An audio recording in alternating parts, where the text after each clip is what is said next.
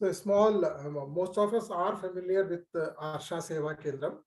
For those who are new to Arsha Seva Kendram, a few lines of introduction. Arsha Seva Kendram is a non-profit organization founded to impart the teaching and attitude of Seva as given to us by our rishis. The primary purpose of Arsha Seva Kendram is to teach Vedanta and Sanskrit, both being at the core of what we commonly call as Indian Sanskriti and Indian values. Arsha Seva Kendram was formed in 2019. Basic objective, like I mentioned, to impart the knowledge of Shastrams and the knowledge of Sanskritam, and also to support in the nation building activities. Arsha Seva Kendram has been engaged in various Seva activities right from its inception. In addition to the classes being conducted in Vedanta and Sanskritam, it is also supporting the education of about 65 underprivileged children in Mysore under the aegis of Arsha Gokulam. Also, during the COVID pandemic in 2022, the trust supported the financial needs of immigrant laborers, jobless people, and neglected people like temple purohits. It is also financially supporting the people of Tamil Nadu, West Bengal, and Orissa during the calamities like floods. In addition to the various other activities, Arsha Seva Kendram is also engaged in revival of temples, especially in Tamil Nadu. I would now request Rukmini ji to take over and introduce Jayakumar ji.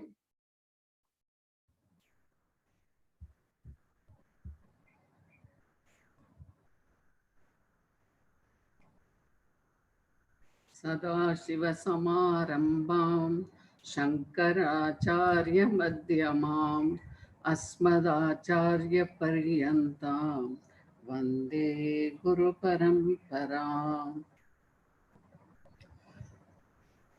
Gurubhyo Namaha.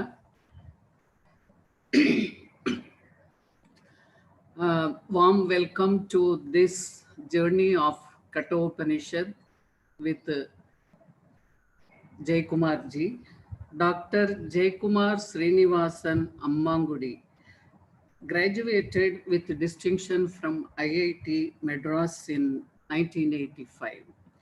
He is a chemical engineer with a master's and PhD degree at Purdue University and 25 years of experience in the chemical industry, 20 years of which was the world's largest polyethylene manufacturing company in the USA. In 1996, a lecture by Pujya Swamiji, Dayananda Saraswati ji of Arsha Vidya Gurukulam, he heard by accident, led him to study Vedanta for over 25 years under Pujya Swamiji, which was very good, a turning point to him, and it is a blessing for us. Today we have him with us as a teacher. In Houston, USA in 2001, he established Vedanta and Sanskrit program for adults and Vedic heritage programs for children. He also built a Seva team that raised funds for education of underprivileged children in various parts of India. As Narayanji was telling, he was telling some of the things, making the Houston chapter of All India Movement for Seva one of the largest in North America. In 2010, the Indian community awarded him the Akhil Chopra Unsung Hero Award for his leadership and service to the city. He also co-founded Indian History Awareness and Research, which has helped two Indian state governments change Indian history narratives in social studies textbooks. After completing corporate career in spite of such a brilliant academic performance, and he was working at a lucrative company career, he left everything to pursue the ultimate path of Vedanta. He is teaching Vedanta now, and with full of dedication clarity, and compassion, and such a friendly attitude, easily approachable. Generally, the Vivekaha Saha Sampatya Vinayo Vidyaya Saha. That is what Jayakumar ji is.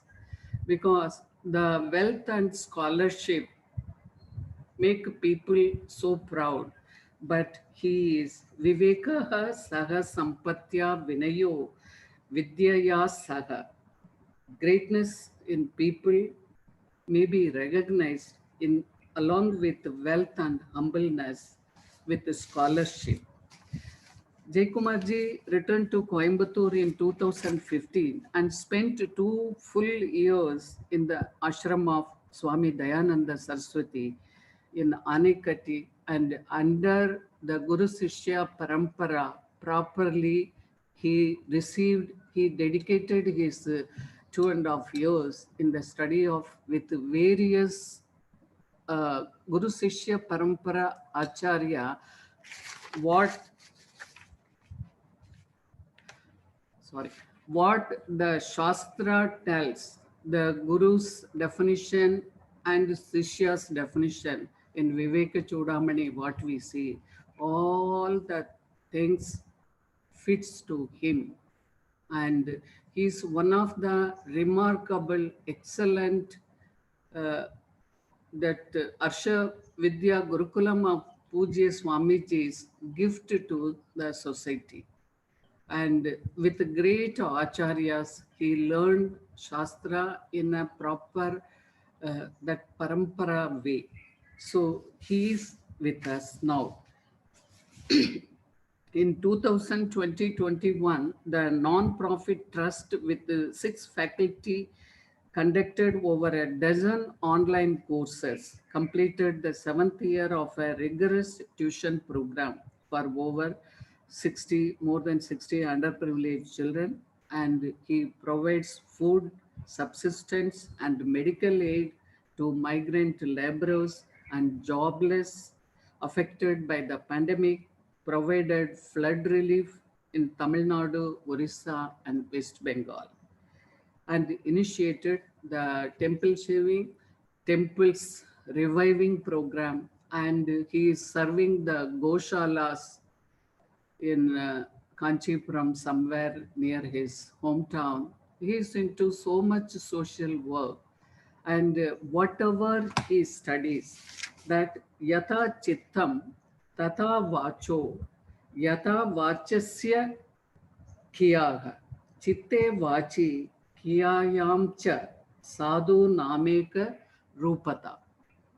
You know what we study in the Shastra, yatha chittam, what we think, and tatha vacho, that one speaks, and yatha vachasya kiyaha, that whatever we speak, we have to live word by word, and that Jayakumar ji is. This Srinivasan Jayakumar Ammangudi, he is an example of what he learned, and each word he lives true to that sense, and he is Sadhu Nameka Rupata. Not only that, Vidya Vivadaya Dhanam Madaya Shakti.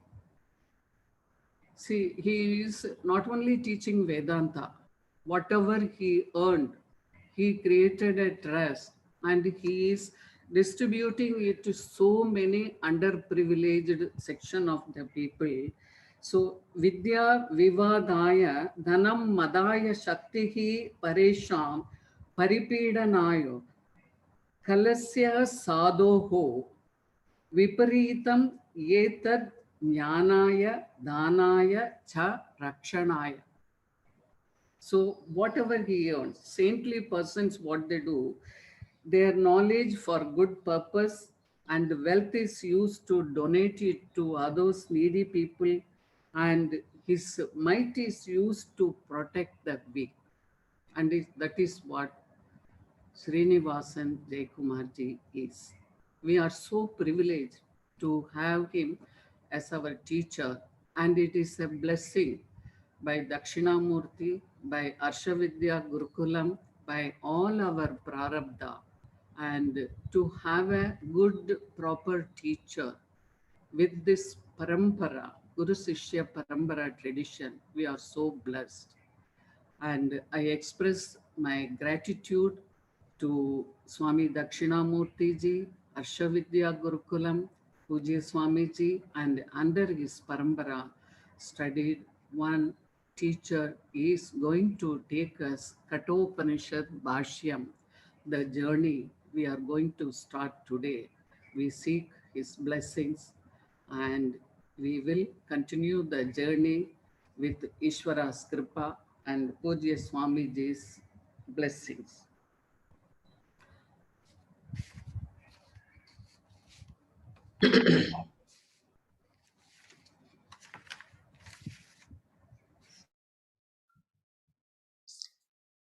ॐ सदाशिवसमारम्भां शङ्कराचार्यमध्यमाम् अस्मदाचार्यपर्यन्तां वन्दे गुरुपरम्पराम्.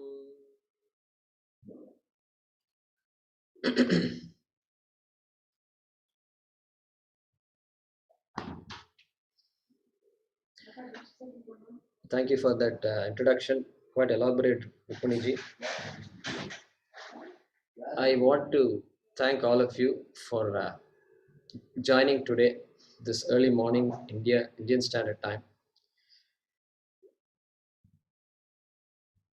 I feel blessed to be sitting here in front of you, and I think it's coming directly from Pujya Swamiji and all the Swamis that have guided me in my life, Swami Viditatmananda ji, Pratyek Bodhananda ji, Sadatmananda ji, Omkarananda ji, Paramarthananda ji, etc. And as I was looking at the registration that you have submitted, I spent about half an hour scanning through.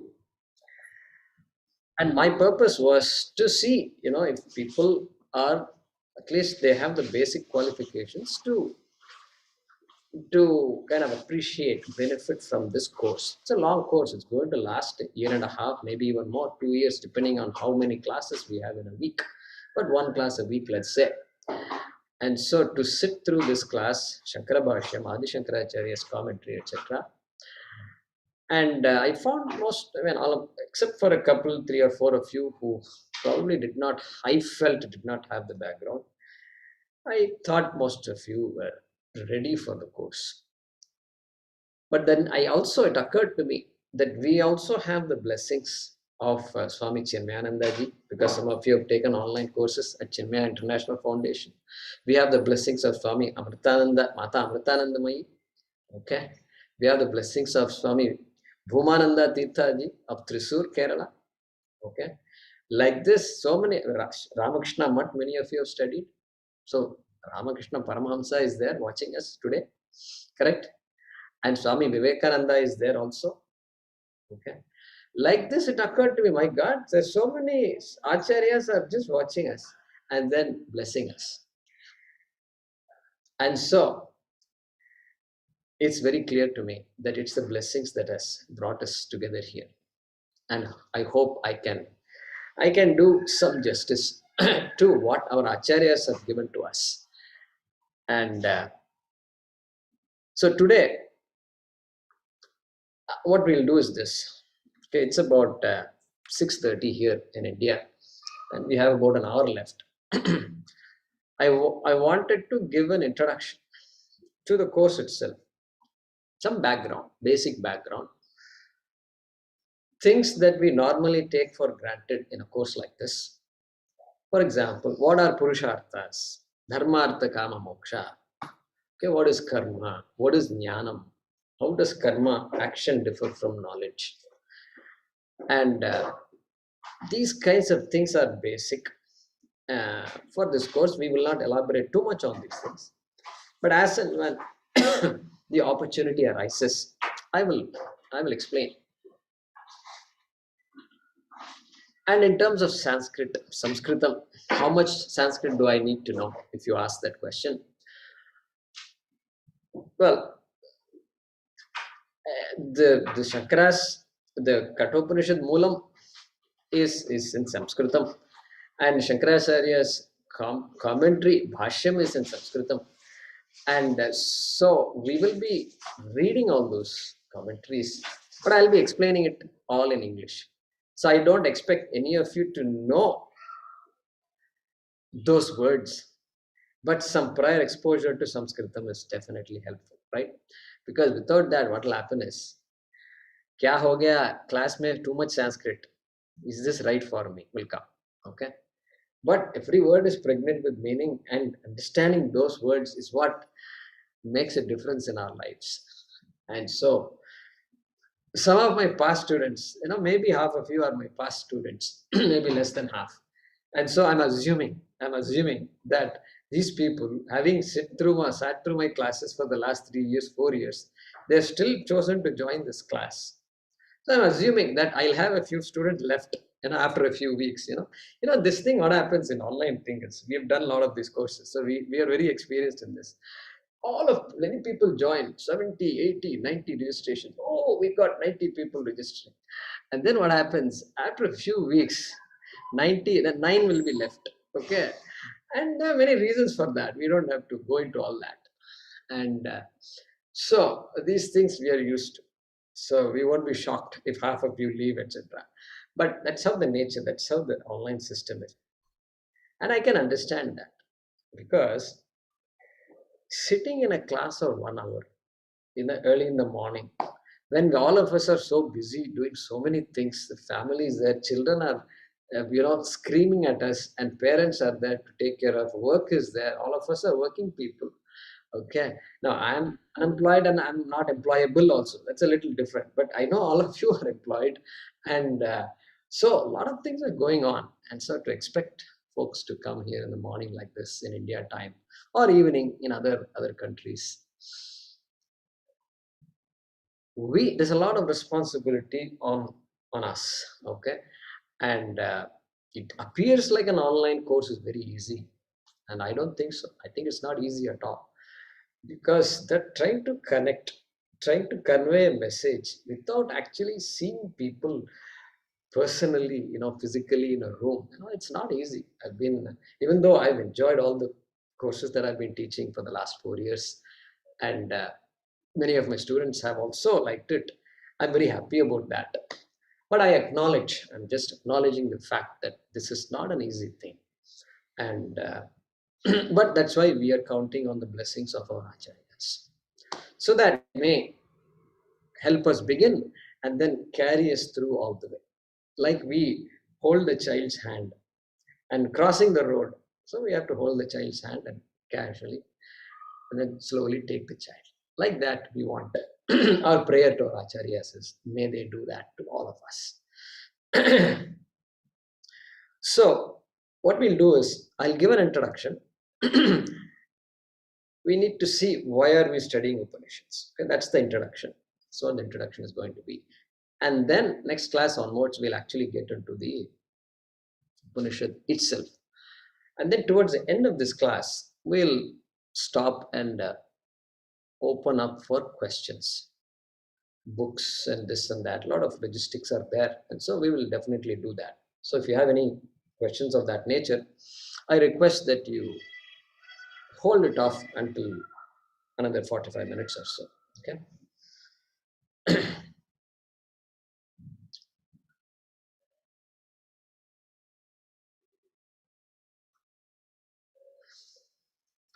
So we are studying Kathopanishad. Okay. It is an Upanishad. Upanishad is part of the Vedas.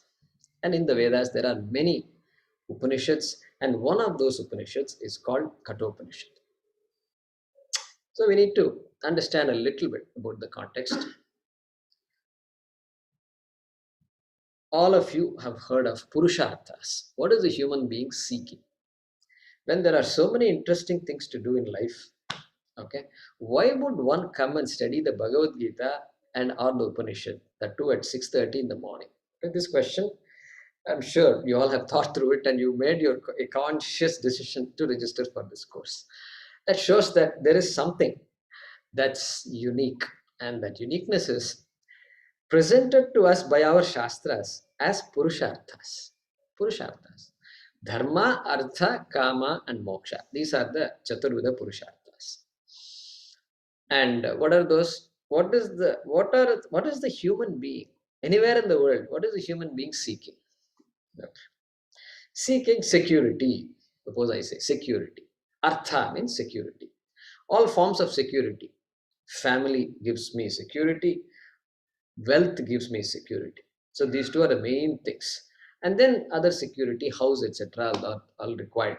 And so that is called Artha. Artha is security.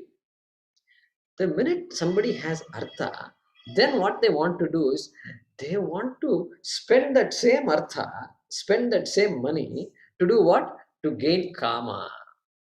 Kama means enjoyment. How can you be, you can, suppose I say I'm a wealthy person, Donald Trump, okay, Donald Trump, long ago, before he became president and all that, okay, he, in 1980s, he was a big business tycoon. He was very famous, and Time magazine, I saw an interview, they interviewed him, okay. Donald, those days, 1985, think about it. That's about something like 20, 35 years ago, okay. And then they asked him a question.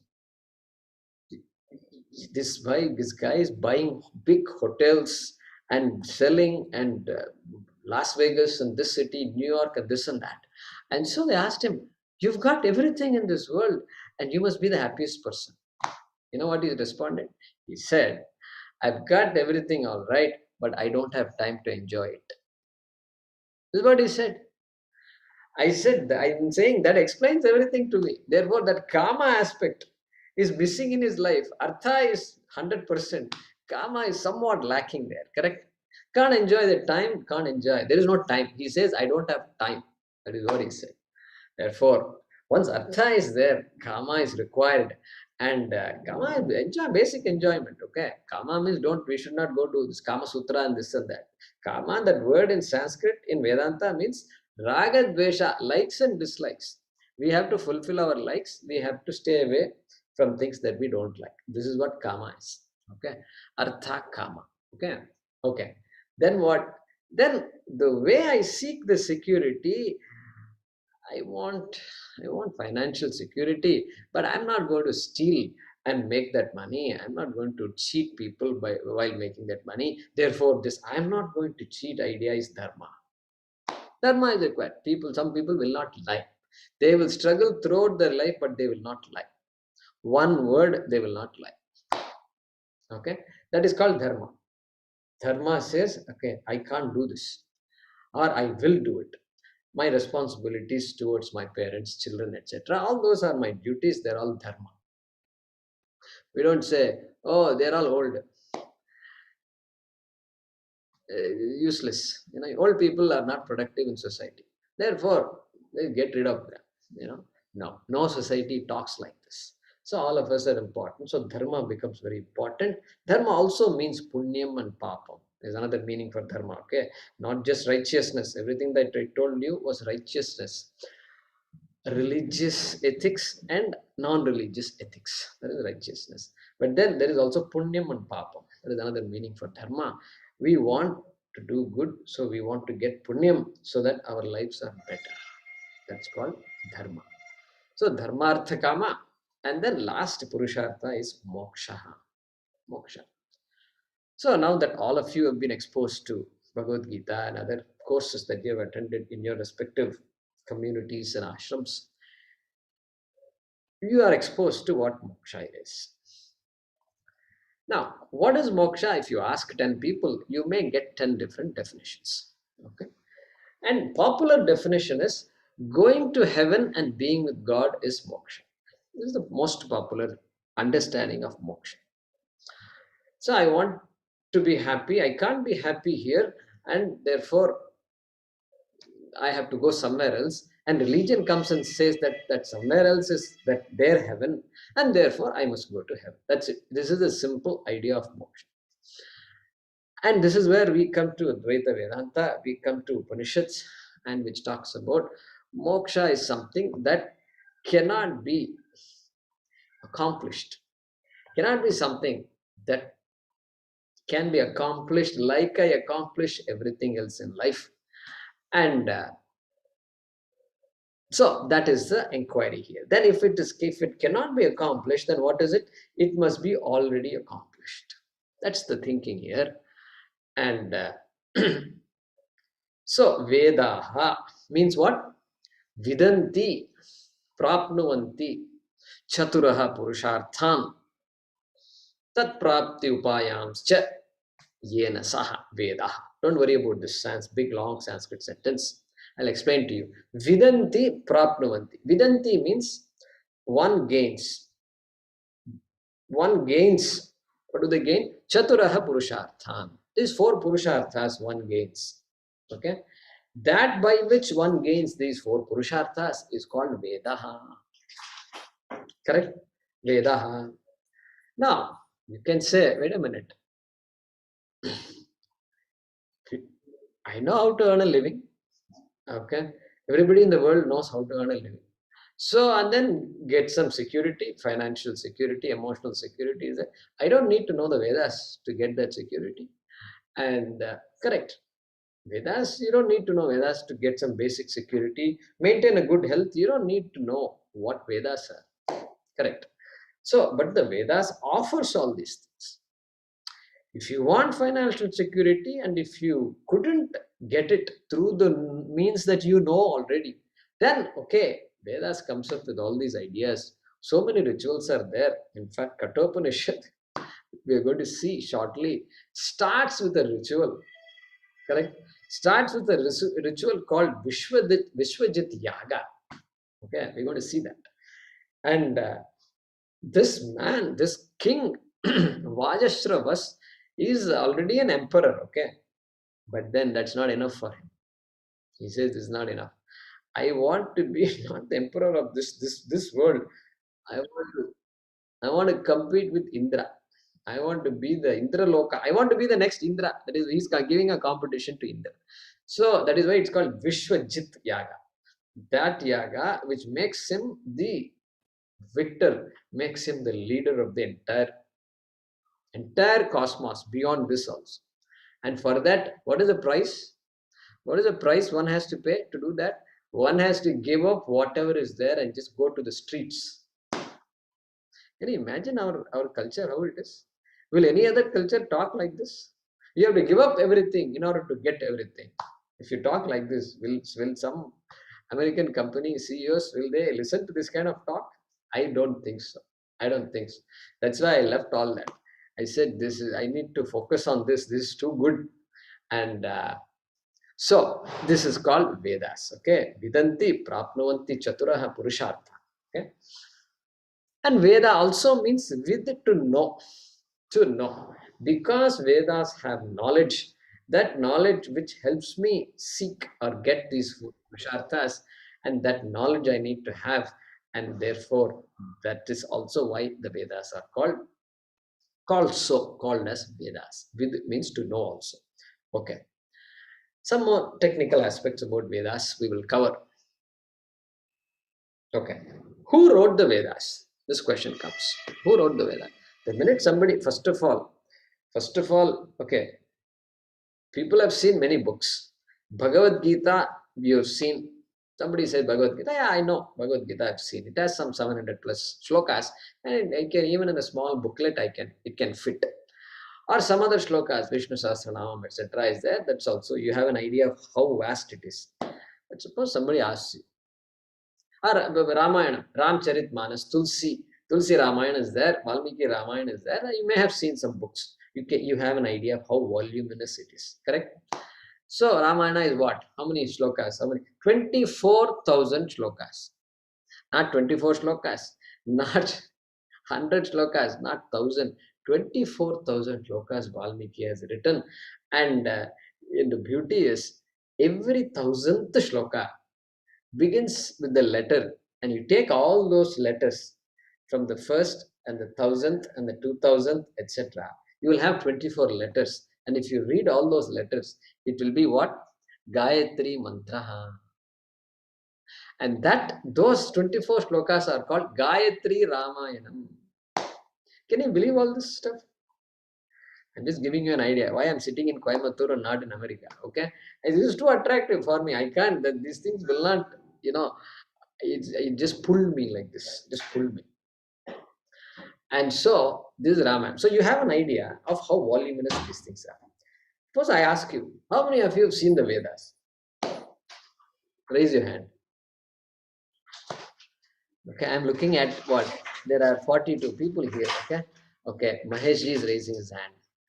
And I don't see any other hands. Okay, correct?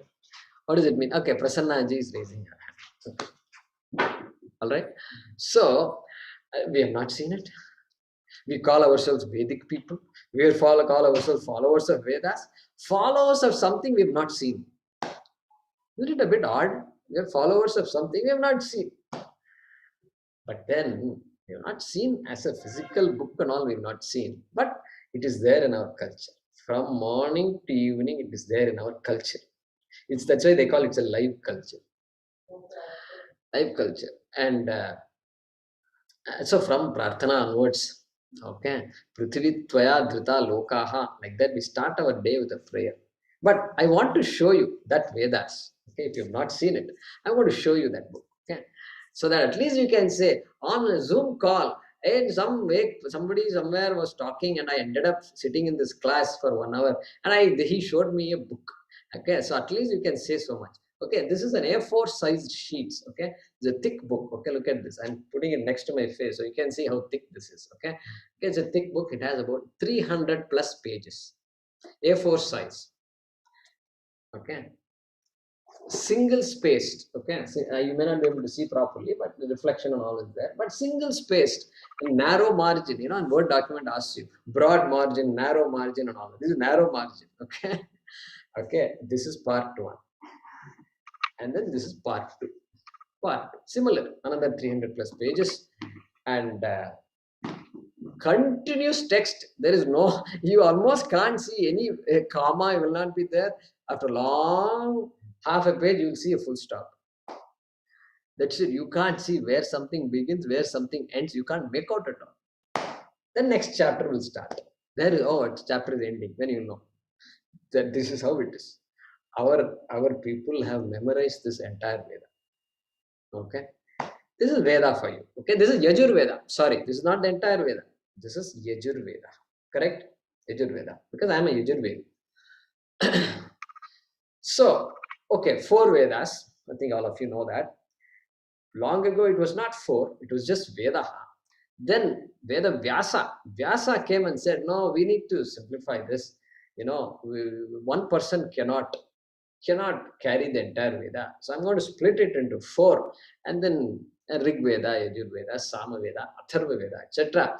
And then these 4 we have. Okay, so that each person can learn and teach their own Veda. So that's why I can say I'm a Yajurvedi. Some of you would say I'm a Samavedi, etc. Okay, so 4 Vedas. Now, who wrote? Okay, I asked the question. Who wrote these Vedas? This question. The minute you see a book, you have to see. We always turn to the first page.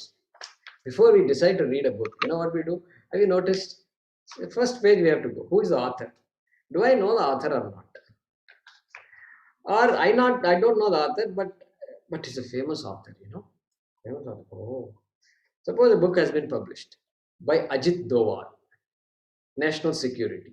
You say, many of us will be, may not read the book, but at least interested. Oh, Ajit Doval wrote this book. Because these are all our new heroes, and we salute them for what they're doing for the country. So, Ajit Doval means suddenly the book becomes interesting.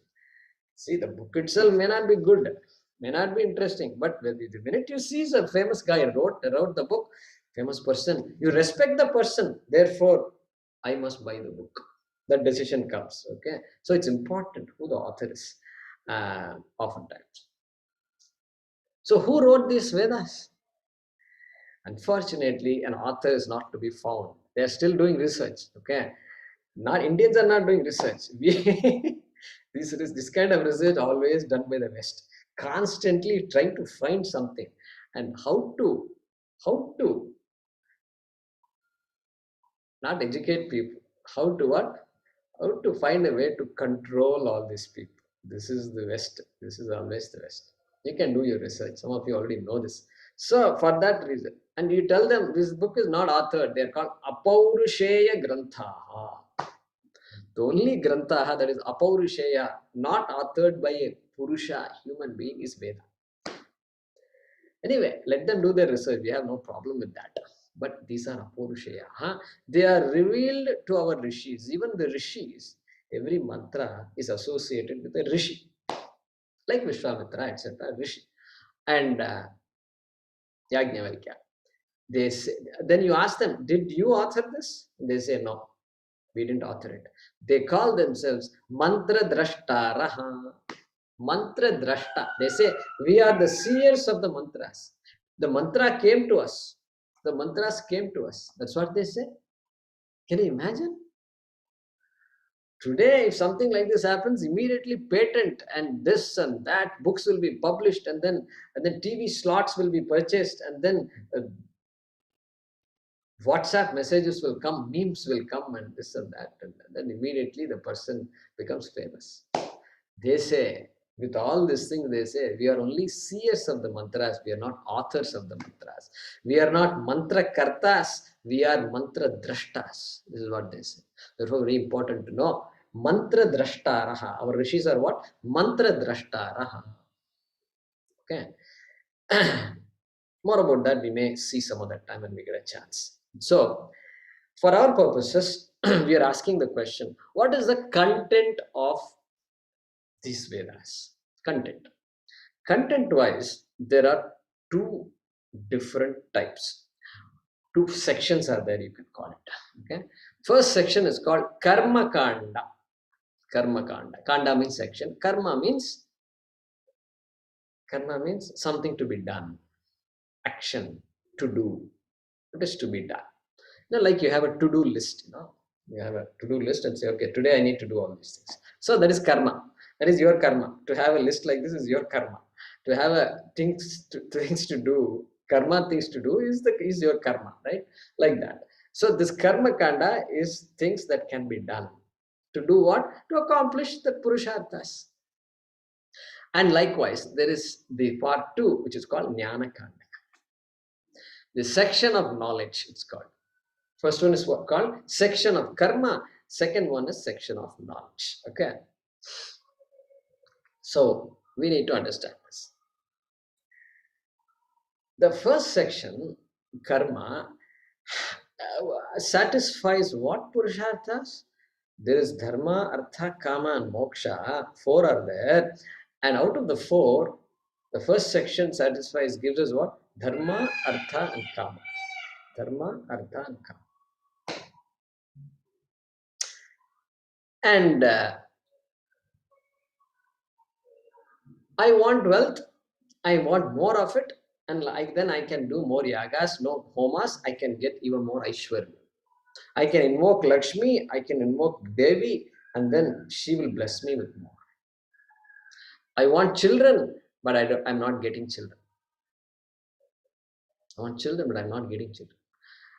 And no child. Childless parents. Dasharatha, look at Dasharatha, right? What an example, right? Our Ramayana Itihasa starts with king who doesn't have children, worried that he is going to die away without having a child. So he does what? He does what is called a putra kameshti. So somebody asks you, did Rama start Hinduism? What will you say? What will you say? Yes or no? Say No. yes. Yeah. No, Rama did not start Hinduism. How do you know? What is the proof? Can you give me proof? Yes, I can give you proof. He himself did the Putra Kameshti Yaga, which is there in the Veda. That means even before Dasharatha was born, the Vedas were very much there. And so that is a proof for us that Rama did not start. He was born in a Vedic family. Correct? And we adore our Ramas and Krishnas and Devis. Okay?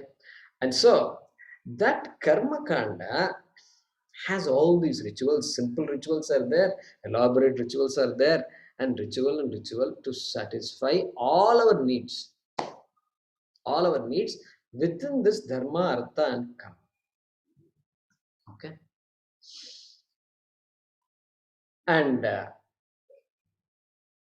I thought I'll say a few more words, but then I think this is. Can we ask questions in the middle, or you want us to wait, Swamiji? I think if you wait and ask questions, that's our tradition in general, so that the train of thought is not lost, and plus others also listening, etc. But good question. Prasananji is asking a question. Can we ask questions in between? Okay, go ahead and ask your question now. My question was, you were talking about the two kandas, right? That was for a particular Veda or all four? Okay, good. So that is true for all Vedas. So there are two kandas in each Veda, and that will become clear when I continue. Okay, so with that, now what happens? This karma, okay, karma is action. Action produces what? Result. Action has to produce some result. Even physics says action and reaction are equal and opposite. I don't know. It doesn't say action and result are equal and opposite. It doesn't say. Okay, but for our purposes, action is there. There must be some result. You may complain that I've been studying hard for exams and then I'm never passing this exam. Okay, that is a different. That problem is there. That is what happened. Why that is problem? That is a problem. That is because this there is too many factors that decide what the outcome is going to be. This is the problem, and I am only one factor, and I can do the action. That is only I am responsible for. I am capable of, but I can't decide what the result is going to be. See, suppose simple act. Okay, this glass of water is there in my hands.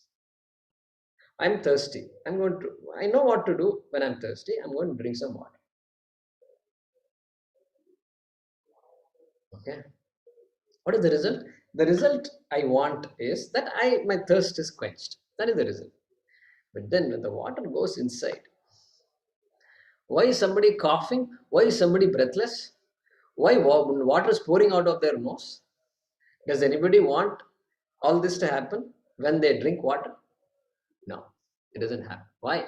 In this simple act also, I take care of parents, okay? And I constantly tell them, drink slowly, eat slowly, no rush, okay? Even though I'm doing a lot of things and I'm constantly running around, okay? Running around means what? They see me, etc. But I tell them, don't worry. I'm there for you, okay? And because the aspiration problem, they go into this mode and then they can't breathe also. Simple act of drinking water, is this a problem? Yeah, that is a problem. What to talk of big things in life? Studies, career, children. Look at how much stress children give to us. Anxiety, so much anxiety we have. They have to grow up, they have to be successful, etc. All this is there. So for a simple act itself, we can't decide what the outcome is. What to talk about big things in life? And so this karma, the karma kanda helps me do various types of karma so that I can get what? Karma phalam. Karma phalam. Karma will give me result. Karma phalam. Okay. And so, vitta kamas chinvita, the one who is desirous of wealth, vitta kamas chinvita, that person will do various types of rituals prescribed by the Vedas. Putra kamas chinvita, one who is desirous of a son, will do these kinds of rituals. Then duhita panditaha me bhuyat iti sahapi chinvita. The one who says, no, I don't want a son, I want a daughter, okay? I want a daughter. And so duhita, daughter. The word daughter also, look at the Vedic word, Sanskrit word, duhitr, daughter. Think about if there is a connection or not, okay? Duhitr.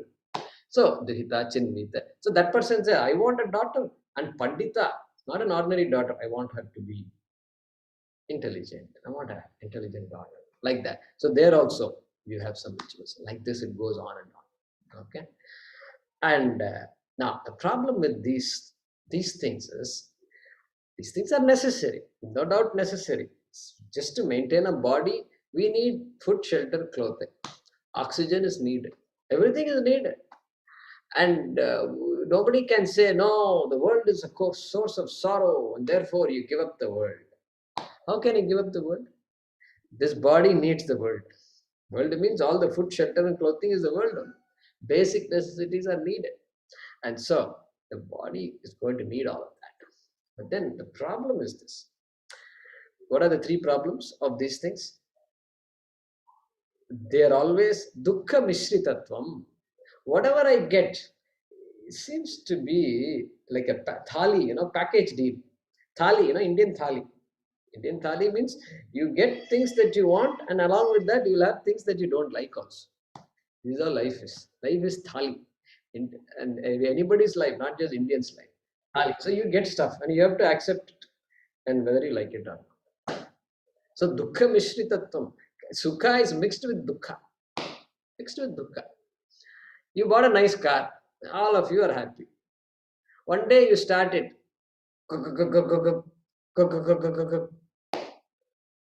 Now what? Are you going to be happy? Car is a source of happiness, correct? Car must be a source of happiness. Today, what happened to the car? Source of happiness or sorrow? Now, because you are all started to go to a picnic. Family of 4. Go to a picnic and car is doing this. What will happen now? Car becomes a source of sorrow. Therefore, dukkha mishritatvam. And then second deficiency is what? Atripti karatva. Means what? Not completely fulfilling. It's always say something lacking. Something is lacking. Money is a good example. No amount of money is enough. No amount of money is enough. Really, it's not possible. If money becomes a goal, no amount of money is enough. Swami Paramathanandaji gives this example. He says, when you write the check, you say rupees 1,000 only. Okay, that only. It's 1,000 only. No. It's a big amount. What big amount you are going to write? 1 crore. Okay, rupees 1 crore only. And you talk to politicians. 1 crore. They said, what? 1 crore? That's it?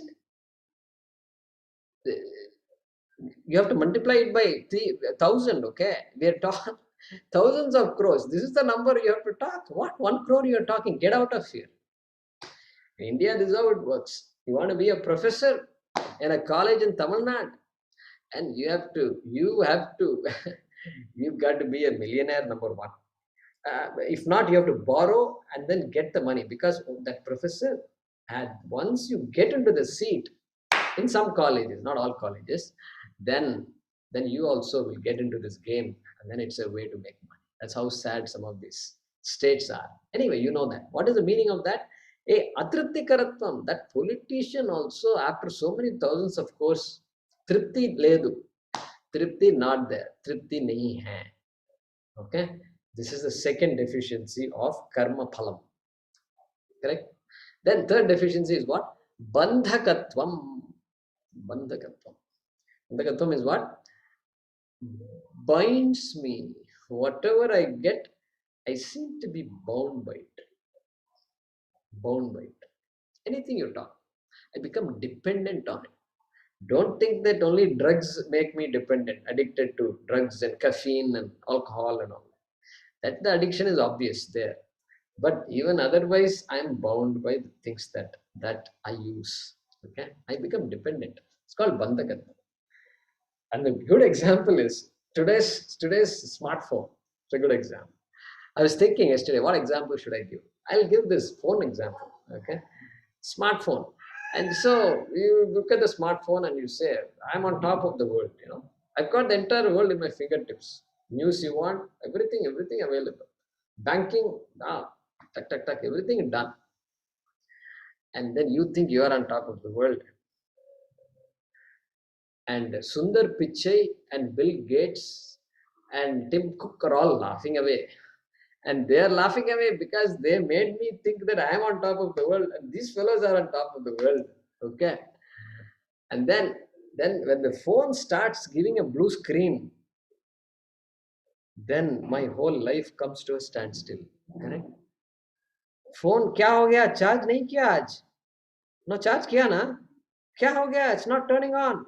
That's it. The entire family starts fighting with each other. Why did you do this? No, what happened? No, Daddy, your phone is conked out. Your child is waiting for a chance.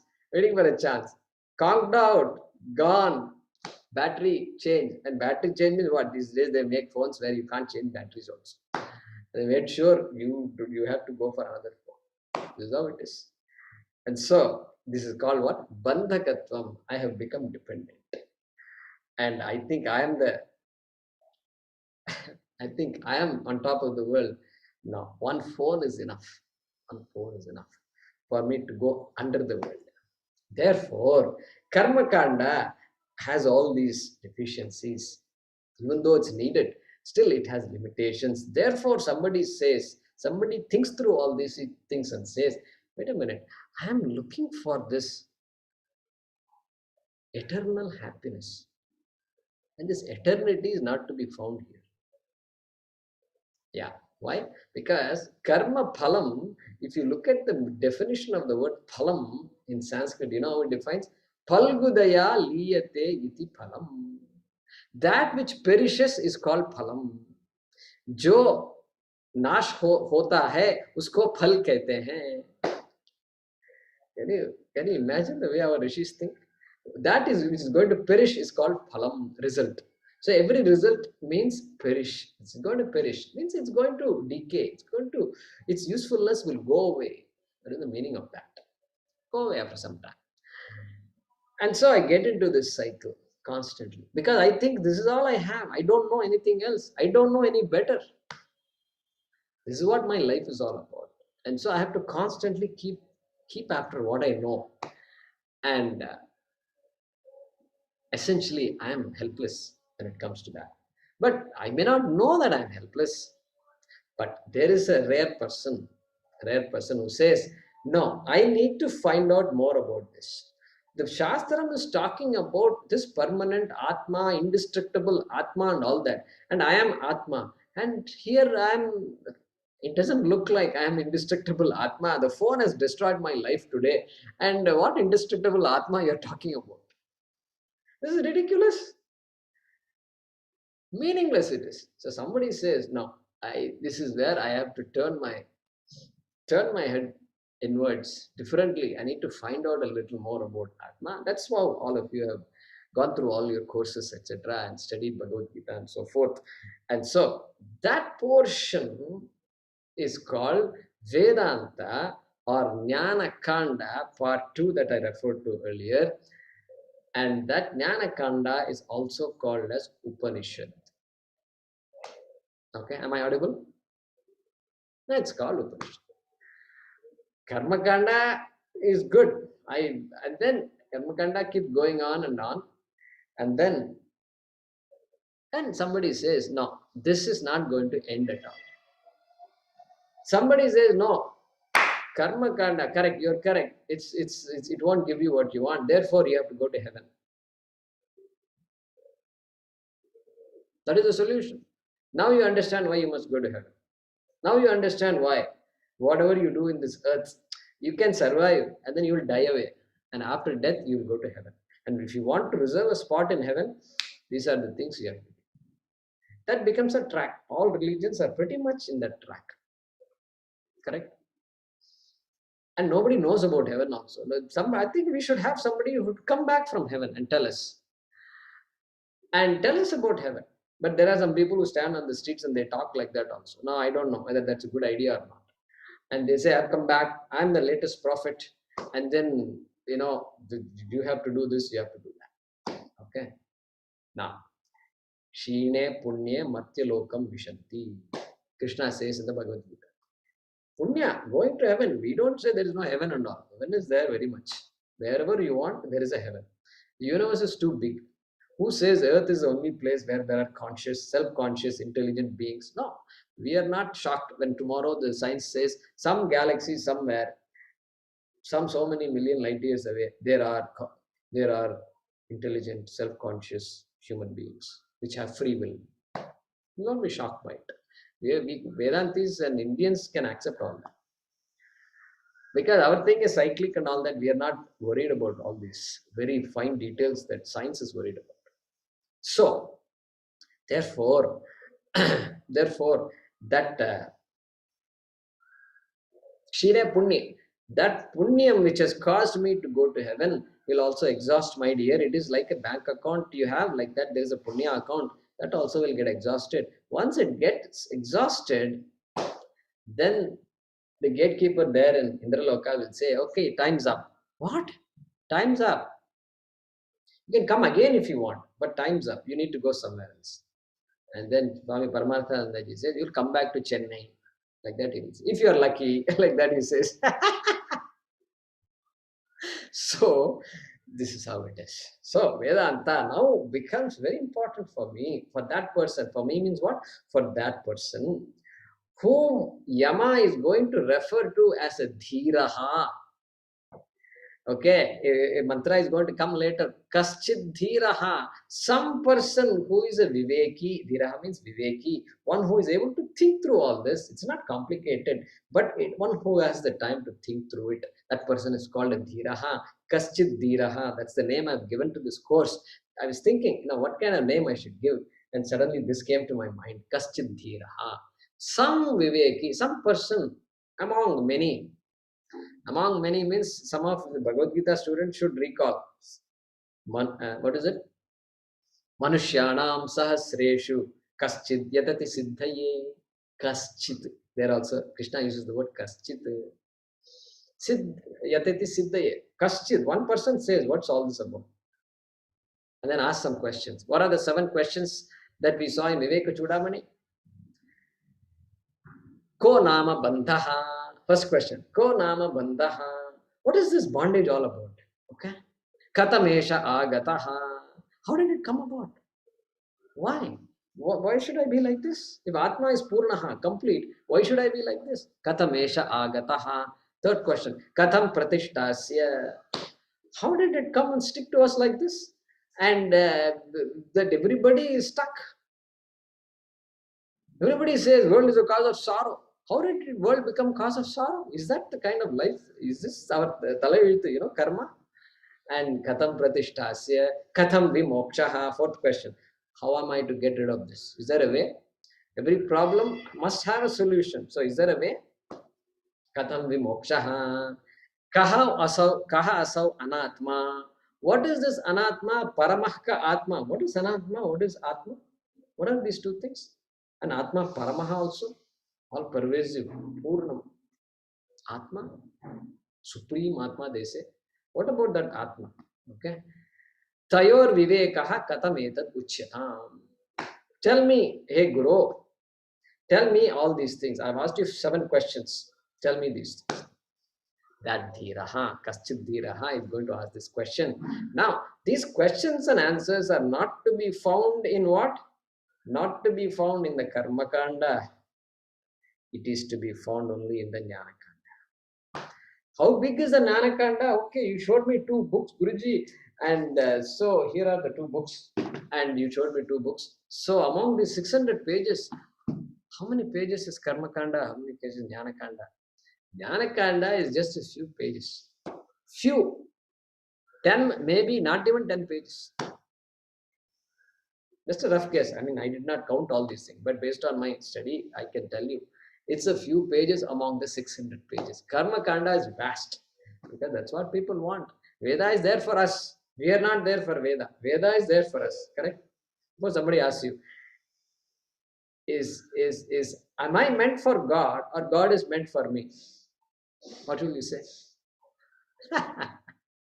What will you say? You can unmute yourself. Am I meant for God or is God meant for me? God is meant for me. God is meant for me. God is meant for God us. is meant for me. Correct. Therefore, if somebody says, for God's sake, do this, what should you say? You should say, come on, this kind of brainwashing I'm not going to take. If God needs me, without my doing something, if God becomes unhappy, then who is greater? God is greater or I am greater? Then I am like the phone that makes me unhappy. Therefore, Vedas are for me. I'm not for the Vedas. And so, This is the background I wanted to give today. And so that Jnana Kanda, that Upanishad is there. There are many Upanishads in each Veda. And so there are 10 major Upanishads.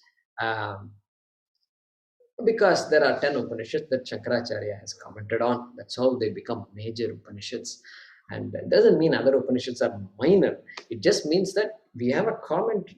To understand the Upanishad is not straightforward. You can't simply read the mantras, pick up a dictionary and figure it out. It's not possible. In fact, Shankara's commentary itself, we need to see some other commentaries of Shankara's commentary in order to understand Shankara's commentary. That's how it works. So I'm very happy that you all took the time to attend here today. Let's chant one mantra from the first mantra here, and one of you can unmute yourself. Let's see here. There is Ashok Kaul. If you can unmute yourself, and all of you can repeat after me. Om Namo Bhagavate Om Namo Bhagavate Vaivasvataya Vaivasvataya Mrityave Prithve Brahma Vidyacharya Brahma Vidyacharya Charyaya Charyaya Nachiketase Nachiketasya cha. Nachiketasya cha. Good.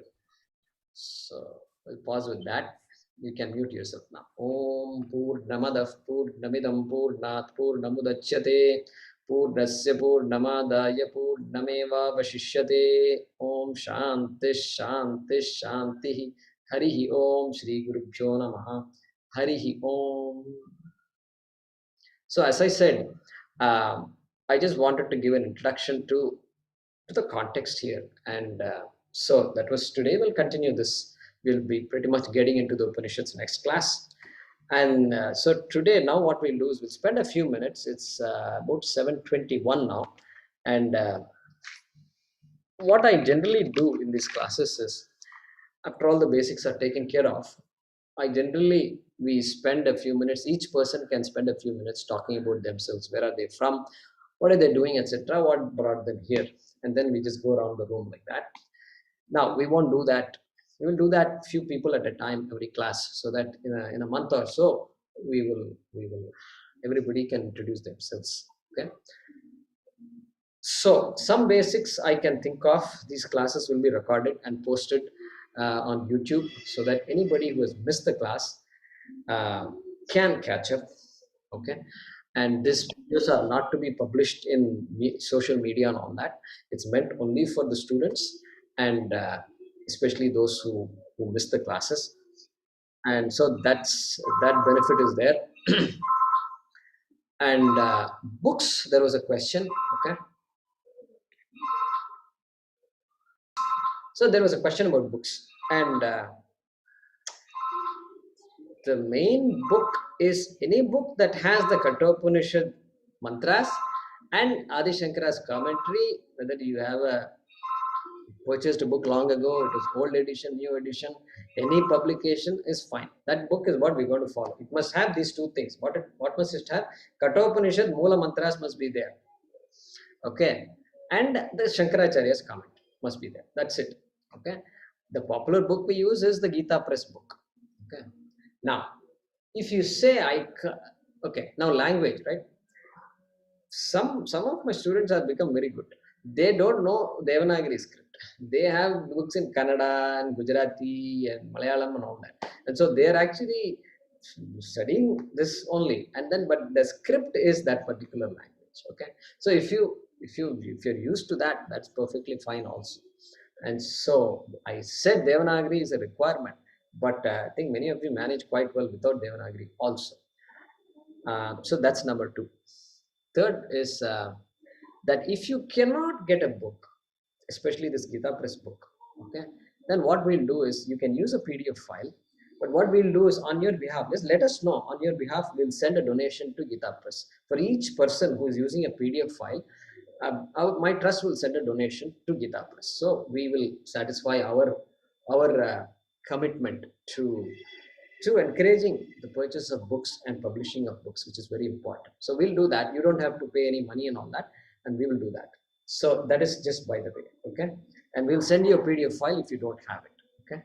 So I'll stop with that and I'll turn it over to Narayanji and open up for questions. You raise your hand and then you know, once we call out your name, you can unmute yourself and ask your question. Am I audible so far? Okay. Please ask your questions, important questions. Let's cover it all. Jayakumar ji, Ramu here. Yes, Ramuji. That Sringeri site also has that Shankara Bhashyam online. Yeah. So Just information only. yeah, Ramuji is saying there are many sites these days, okay, and one of them is advaita.sringeri.net. Okay, we'll send you that link. So those who like this online way of looking at things, they have that link. We'll send you that link. Any other questions? But if you're doing that, if you don't have a book, let us know. If you're not using a hard copy book that you've purchased, let us know, because we want to give a donation for that purchase. Okay, we want to make sure we purchase a book. That's all, just to protect the copyright, etc. All right. Any other questions? Mahodaya, Haraprasad here. Can I ask a question? Please do, Haraprasad. Yeah. Now, I do understand that Jnanakanda is maybe 2% of the entire Vedas, and it has name Upanishads, Vedanta / Upanishad. I understand the term Vedanta. The term Upanishad, how did it come to refer to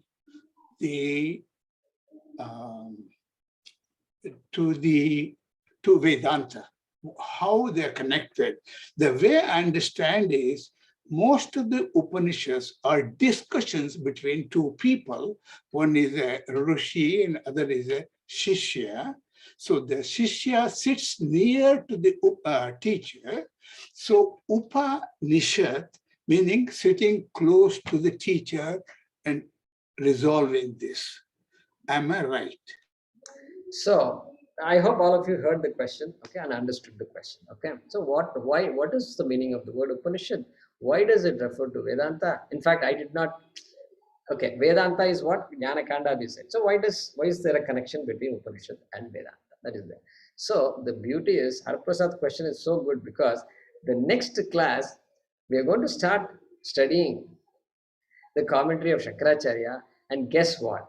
He is going to define the word Upanishad for us. The first 3 paragraphs of the Bhashya, he's normally not, he's in a great mood this time, and he's going to say Upanishad means what? He's going to break the word open into pieces. We are going to see all of that. So is it all right, Harpasaji, if we wait until next class? Sure, absolutely. Thank you. So he's going to say Sader Dhatoho, like that. He's going to start. He's going to break the word into what is the root and what is the suffix and what is the prefix and what is the meaning. He's going to give 3 meanings. We'll look at that. Thanks for that lead. Yeah. Any other questions? Logistics questions. Okay, I wanted to ask a question. I am Ravi Ranjan Sen.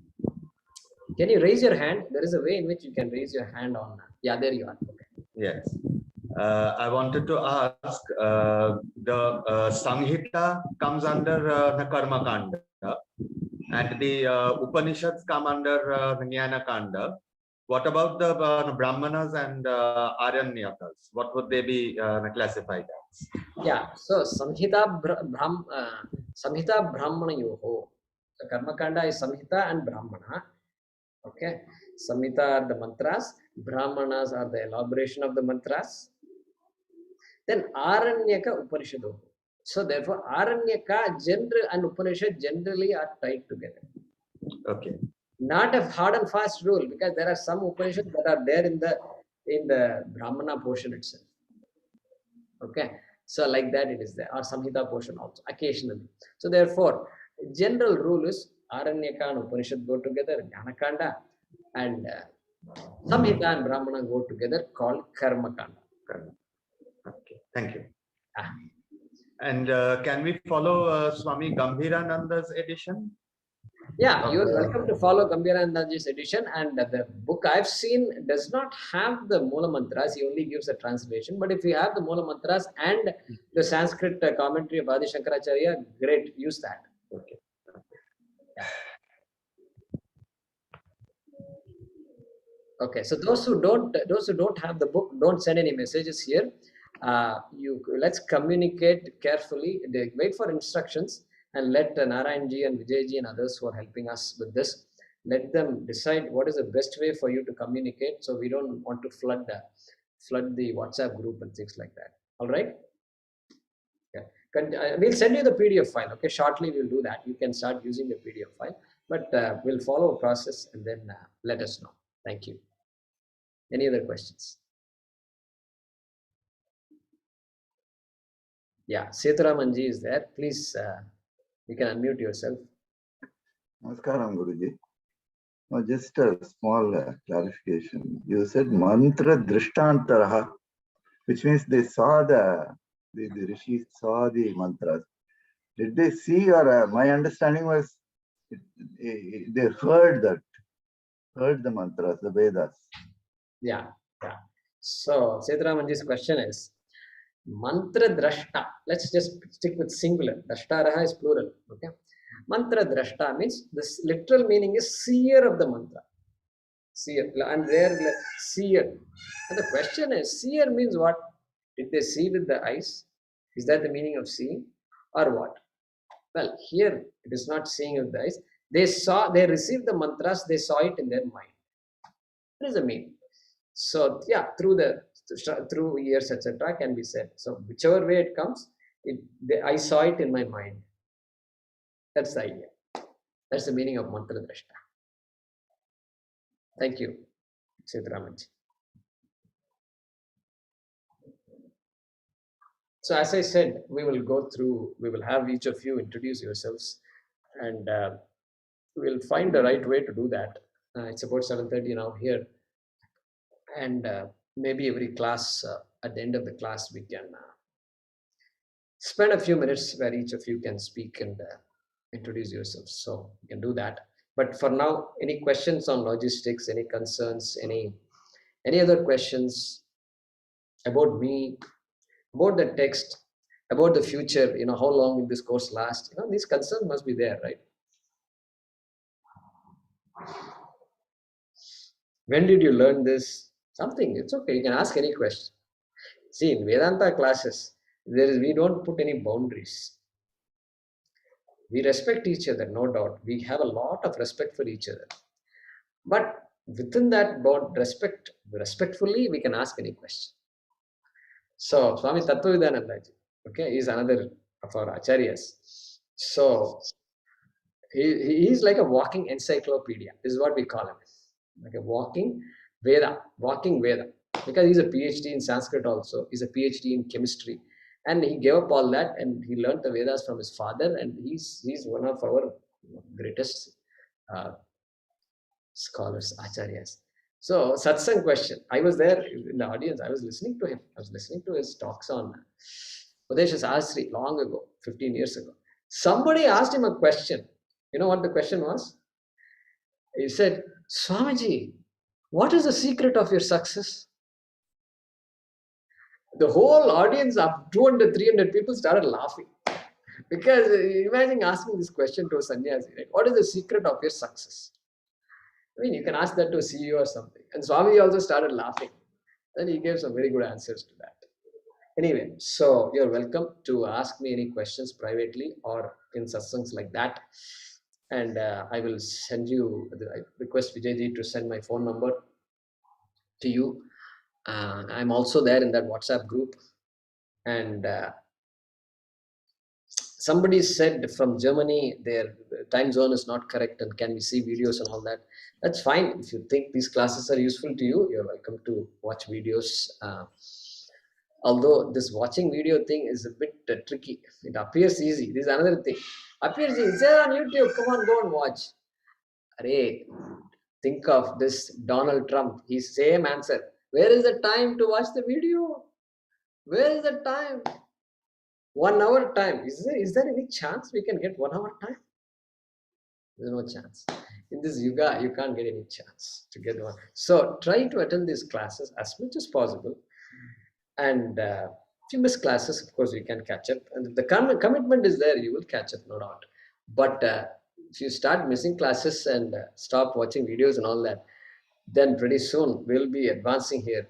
And beautiful story. Kathopanishad is a very inspiring story. I have taught the story to kids.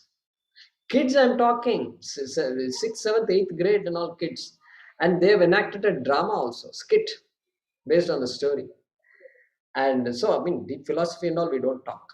Briefly, I mention a couple of things. Briefly, a couple of things, okay? That's it. But the story is too inspiring. Even kids enjoy it. And every time I listen to Swamiji on this one, I just so inspired. Just the boy, the way this boy talks to Yama. That's it. That itself is very inspiring. So I pray that we continue to be guided by our Swamis, and you feel free to ask any questions. That's our tradition. Our tradition is that generally in the middle of the class, we don't ask questions. Nothing wrong per se, just a tradition that we wait until the end of the class. And the reason for that is a good teacher will understand what doubts the students will have. If I say something X, then the student will ask me why. That question will be there. Therefore, immediately within a few minutes or whatever, within the class, that doubt will answer. How many of you had that experience in my classes? Okay, already many of you are raising hands. Okay, and that's how the teaching tradition works. Therefore, we don't need to interrupt the class with your questions in the middle. But after the question, satsang is an important part of our teaching tradition. Why? Because when there is something to understand, you will have questions. Questions will be there. Whereas if something to believe, generally questions will not be there. You just have to believe it. That's it. You can say, I won't believe it. I can't believe it. That's okay. But why should I believe in God if somebody asks? No, you have to believe in God. That's it. Somebody might say that. So belief systems are all like that. And you have to believe it. But here it's a satsang is meant for, this Upanishad is meant for understanding. Therefore, a very important aspect is being understood here. Therefore, satsang is a very important part of this course. Many of you, I know, will turn off at some time, and then that's fine, because the day is short and day starts. And so many of you watch the satsang videos later on. I know that also. They've told me that. But keep that in mind. Satsang, it can last 5 minutes. It can last even 45 minutes some days. Some days. I try not to extend it too much beyond the 40 minutes, 30 minutes, okay? But sometimes it goes, because the questions, you have to see the questions in the satsang. I asked one of my students to catalog all those questions. And those questions are all very important. Through the questions, through somebody else's questions, our question gets answered, correct? When somebody asks a question, he said, wow, that's a good question. Why did I not think of that, right? So satsang is important, and make an attempt to attend the satsangs. Prasanna, go ahead. Just from a time management perspective, what should I plan for the time? You said satsang will start after the 7:15 class and it may go on till 7:45 minutes. So I should plan till 8 a.m. in the morning. Is that what you're suggesting? That's a reasonable time frame to keep in mind. And my classes actually are just 1 hour typically, and my Bhagavad Gita classes are 1 hour. But I conduct 2 Bhagavad Gita classes a week. But here I'm going to start with 1 Katha Upanishad class a week, and let it be like that for a while, and while we get used to it.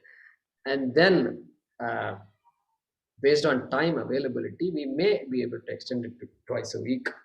And so yeah, short answer to your question is, yeah, 6:15 to 7:15 or 7:30, and then about 20-30 minutes Q&A. So till 8, 6:15 to 8. If you can manage that, that'll be great. Okay, thank you. Any other questions?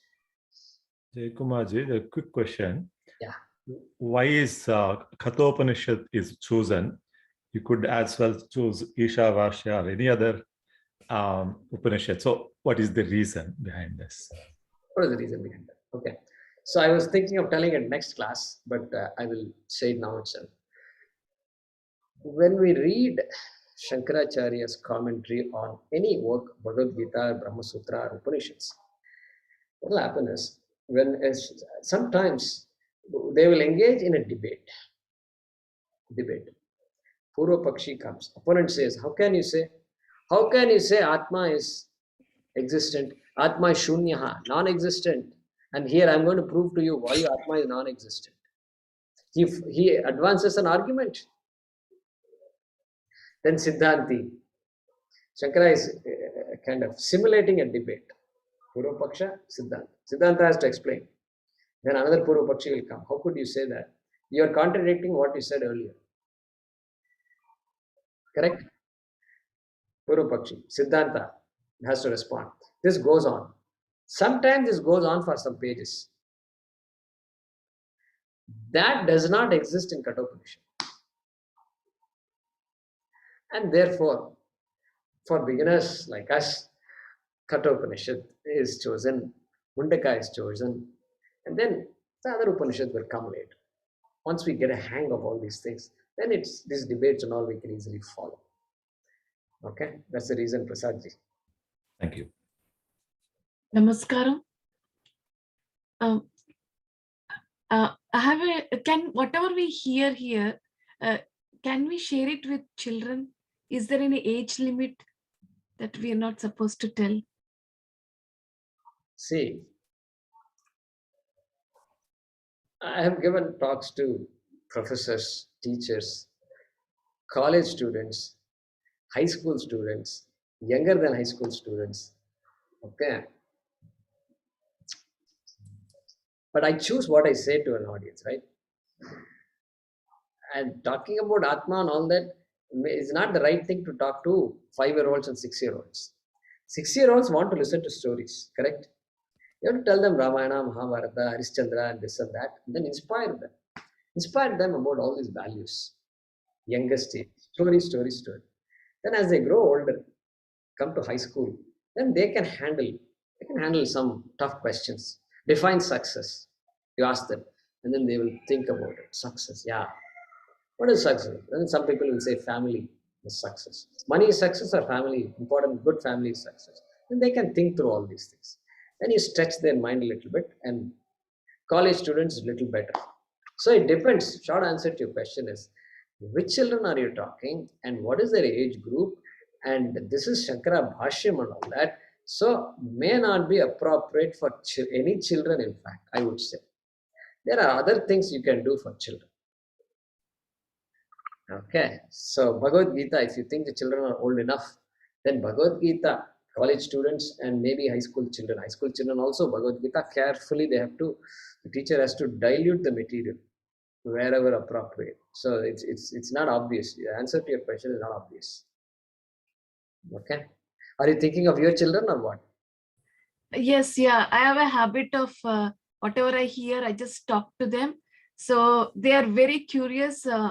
My 13-year child, he answers Yaksha Prashna, and it raises question on me. Okay, this is how they think, and so. So this Katha Upanishad, one good thing is the story is very inspiring. Okay, kids should hear this story, and you should tell after you attend a class. You should tell this is what happened in class, and this is how the boy felt. This was the dialogue between the father and the boy, and then Yama and this thing dialogue goes on, and then you translate it in your own words, in your own language, and tell your child, and your son will appreciate, no doubt. You know how to do it. You know how to do it, right? You know what your child will understand and not understand, correct? Yeah, use that filter. Okay. It's in Katha Upanishad is a very inspiring story. Yeah. Okay. And some Upanishad will not have a story. Just straight away it will start, but this Upanishad has a story. So there's another advantage for us. Any other questions? Yeah, Girish. We were talking about the 4 different Vedas, no? Do we have any specific, will you please throw some lights on different Vedas with a specific emphasis or focus? And you were telling that you are Yajurveda. And why is it so? Okay. I am a Yajurvedi because my father and mother are Yajurvedis. That is a short answer. That's it. We are Yajurvedis because our parents were Yajurvedis. They are Yajurvedis because their parents were Yajurvedis. Okay. Keeps going up like that. It's on going up. Until what? See, when we do this tree also comes when we do this, when we do namaskar. Okay? Traditional people, what they do when we do namaskar, we have to give our resume. When we do namaskar to somebody elder, right? Anybody elder, we do namaskar. And then we do something called Abhivadaya. Abhivadaya. We have to tell them who we are. We do namaskar and then we tell them, who am I? Okay? Abhivadaya, Angirasa, Paurugutsa, Trasasasya, Trashaya, Pravaranvita, Shadamashana Gotara, Apostamba Sutra, Vidushakadhyaya, Sri Mahalinga Sharmanama Masmigo. Like that, this is an introduction. That person may not understand what I'm saying, okay, what we are saying. But it is saying, my name, my Gotra, my Veda, the branch of the Veda, if there is a branch, and all the rishis, all names are mentioned. Those rishis started this particular tradition, that Yajurveda, that I'm supposed to know and study. That's how it comes. Okay. So, any other things you want to know? Yeah, 4 different Vedas. What is why it is being classified as 4 different Vedas? Because originally it was only Vedas, and Veda Vyasa decided to classify into 4 different. What is emphasis? What is the focus? So Rigveda has a lot of mantras for rituals. Yajurveda elaborates on those rituals, and then Samaveda. The Samaveda is, they say, it's a source of music, Sama. And so it has some of the same content, little bit same content, and in a very musical form. Okay. Atharvana Veda has many more other items, including some medicinal aspects will be there. And so there is some kind of division like that. There is not a hard and fast division. Okay. The division is based on rishis and things like that. Okay. Therefore, it's not subject based. It's not like 4 chapters of a book. 4 chapters of a book, you can easily say, first chapter is this, second chapter is this, third chapter is this, fourth is that. But this division is not like that. Okay. Okay. So we will pause with this, and any questions you can raise it in WhatsApp group, and we will meet again next week. And